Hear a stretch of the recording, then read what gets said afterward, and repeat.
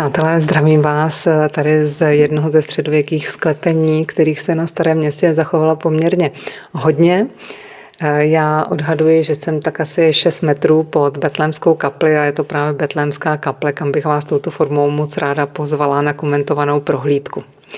Já mám strašně ráda historii, což si myslím, že jste poznali všichni, kdo se mnou chodíte pravidelně na vycházky, ale z historie mám nejradši středověk, takže pro mě osobně, když mohu provázet v objektech, které jsou středověký, jako je třeba Anežský klášter, Emauský klášter nebo právě Betlémská kaple, tak si to maximálně užívám.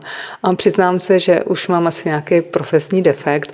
Já prostě, když začnu výklad a jsem v nějakém středověkém objektu, tak já během 5 minut se nechám tím výkladem sama strhnout a zapomínám úplně, že jsem v 21. století a opravdu ty 2 hodiny já vás provázím a prostě si myslím, že jsem ve středověku.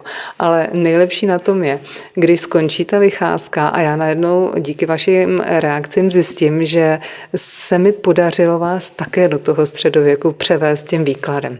No a výklad, o čem si budeme povídat v Betlémské kapli? No asi vás to překvapí, ale o životě mistra Jana Husa.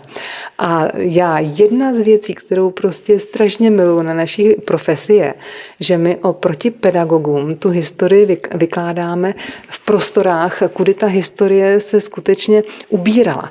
Takže když já vám budu vyprávět o životě mistra Jana Husa, tak vám budu vyprávět v komnatě, kde mistr skutečně několik let žil a budeme v kapli, kde kázal, takže budeme moct vidět opravdu ta místa autentická. A během teda té prohlídky se podíváme právě i do tady těch středověkých sklepení. No a co se týče období, tak budeme brát období, já bych to stanovila od smrti Karla IV. Až do smrti Václava IV. Je to období, kdy se Evropa zmítala v chaosu, je to období, které studenti nemají moc rádi, protože opravdu je to takový komplikovaný. A bylo to komplikovaný, ta situace politická nejenom u nás, ale opravdu v celé Evropě. Ale já doufám, že díky tomu výkladu vám tady to údobí trošku přiblížím, že už to pro vás nebude tak strašné údobí a že se vám snad dokonce i bude líbit.